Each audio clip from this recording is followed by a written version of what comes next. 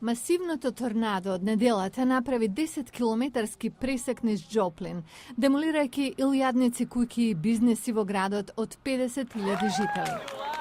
Екипите се уште работат на урнатините, а лошото време не попушта. Со над 450 загинати од повеќе торнада што се случија само годинава, 2011-та е веќе втора најсмртоносна во историјата. Осигурителната индустрија вели дека е на пат да биде најскапа.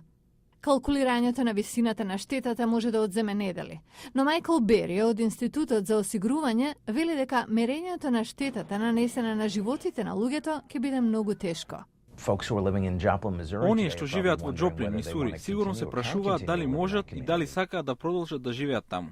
Агенцијата за ризично моделирање вели дека само за април цената што треба да ја плати осигурувањето може да биде близу 6 милиарди долари, споредено со 9,6 милиарди за целата претходна година. Председателот Барак Обама, кој со едно око ја следеше ситуацијата во настреданото подрачје за време на патувањето во Европа, рече: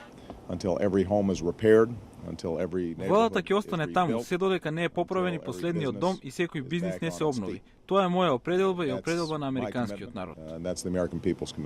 Трагедијата што го погоди Джоплин е само последната во серијата на смртоносни торнада што се случија во централниот дел на САД.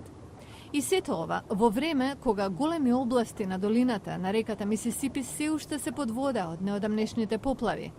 А почетокот на сезоната на урагани за 2011-та е само за неколку дена. Почнува на 1 јуни.